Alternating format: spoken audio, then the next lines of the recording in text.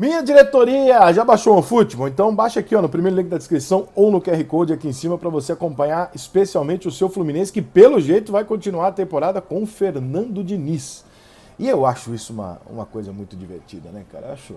Eu acho muito louco isso. Porque assim, eu gosto do trabalho do Diniz, sempre gostei. Acho que toda pessoa que tem muita convicção no que ele faz e ele sai do óbvio, é uma pessoa que merece no mínimo respeito. Ou seja, esse cara se banca.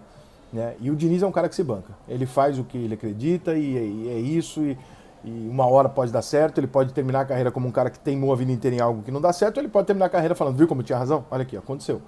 Nós temos exemplos disso. O Tele Santana, por exemplo, passou uma carreira inteira tomando porrada, porque era pé frio, porque jogava ofensivamente demais, porque não dava valor para defesa, e porque não ganhava, jogava bem, mas não ganhava e tal, não sei o quê, e terminou a carreira como um dos maiores treinadores da história do futebol brasileiro.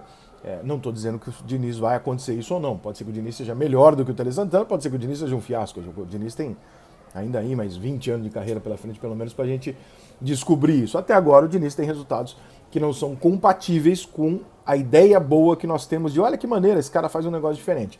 Está desgastado, passou por grandes clubes e não conseguiu os resultados. Então, obviamente, o Diniz que fazia uma curva para cima, hoje é um Diniz estagnado aqui. Hoje o Diniz é um técnico para um time mediano, para um time médio, grande até, um Curitiba, um Atlético Paranaense, um Bahia, mas na lista dos 12 lá ele não andava muito cotado. E me surpreende o Fluminense chamar? Não, porque eu acho que o Fluminense deve ter tido a óbvia constatação de que os dois melhores treinadores do futebol brasileiro estão desempregados, que é o Renato e o Cuca. O Renato, acho que o Fluminense não pode pagar, né? E o Cuca, o Fluminense tentou e o Cuca disse, ó, acabei de sair do Galo por causa de problemas pessoais, não vou voltar agora no mês de maio. Não faria muito sentido mesmo, né? Embora a gente não saiba qual é o problema pessoal do Cuca, e temos que respeitar, porque é pessoal e ninguém tem que ficar tentando descobrir. Quando ele falar que pode voltar, que volte. Quando ele falar que não pode, que vá cuidar da família dele, cada um com seus problemas. Mas ele foi nos dois, óbvio, né?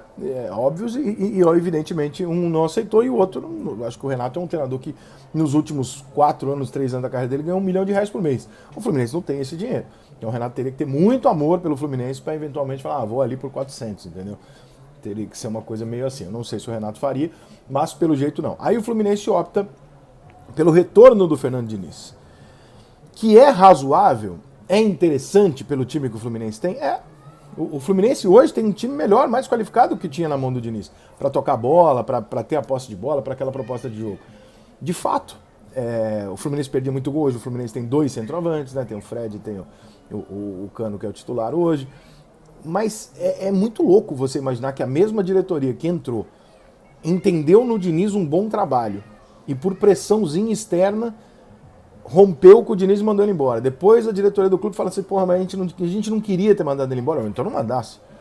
Ah, mas é porque o Celso Barros... Não sei o que. Mas aí você rompeu também com o Celso Barros. Então fica uma coisa meio rocambolesca, né? Uma coisa meio louca. Tipo, você ouviu o cara que logo em seguida você rompeu, que você não queria ouvir... E aí você diz publicamente que você não deveria ter tocado de treinador e agora na primeira oportunidade você chama e o treinador volta. Tudo indica que o treinador vai aceitar voltar. Então aí tem 2 lados, né? O primeiro, a loucura que é o futebol brasileiro, né? A falta de convicção bizarra que os dirigentes têm na base de um oba-oba ou de um vamos porra, né? O famoso vamos porra. Amanhã eu vejo, semana que vem eu troco de técnico, hoje eu quero um técnico mais defensivo, amanhã eu pego um cara que toca a bola, amanhã eu jogo com um contra-ataque, ou seja, você não tem a menor ideia do que você está fazendo, você não tem a menor filosofia do que você quer e de para que você montou o time. E isso deveria ser razoável, ainda mais no futebol hoje, que é extremamente coletivo, treinado, pouco resolvido pelo individual e tal. Pô, você tem que ter uma diretriz. Eu contratei um time que... Esse time faz o quê? Esse time é um time bom de contra-ataque? Esse time é um bom para ter a bola? Esse time é um time talentoso? Esse time é um time forte? É um time alto? Qual é a característica desse time?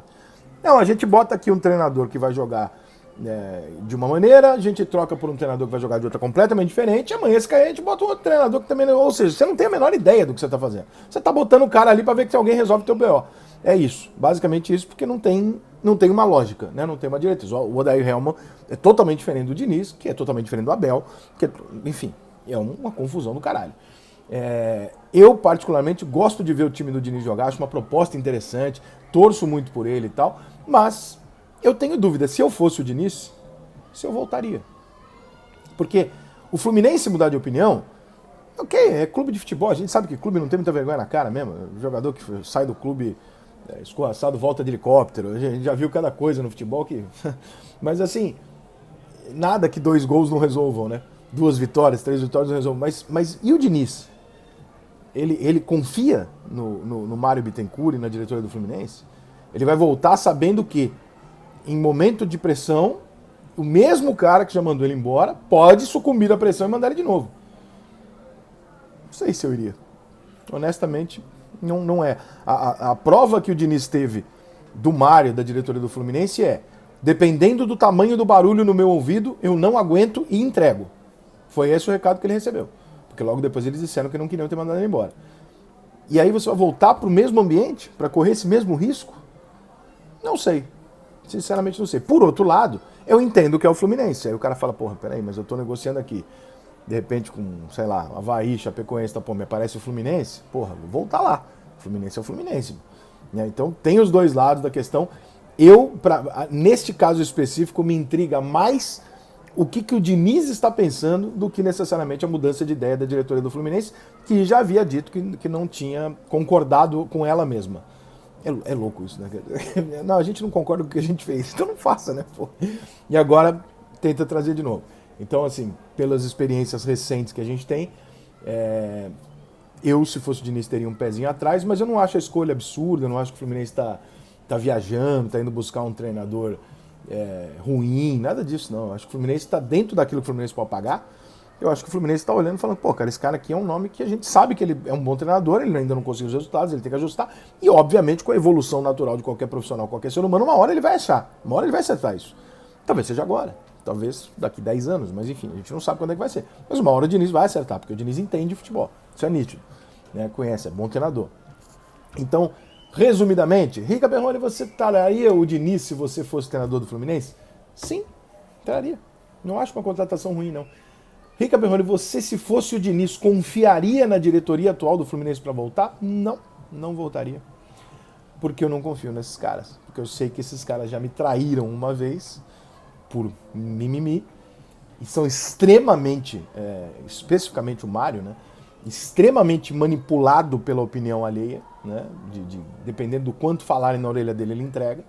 E aí o treinador que já sofreu isso uma vez, se eu fosse ele, eu não voltava. Eu falava assim, irmão, olha só, teve uma vez aqui que tu fechou comigo até a página 2, depois tu não fechou mais. Vou voltar? Sob quais condições? Então, eu acho muito mais curiosa a decisão do Diniz do que a do Fluminense, mas eu gostaria que o Diniz tivesse uma nova oportunidade de um grande, quase gol do Galo, e desse certo. Só não sei se essa conversa vai ser tão simples assim. Aguardemos.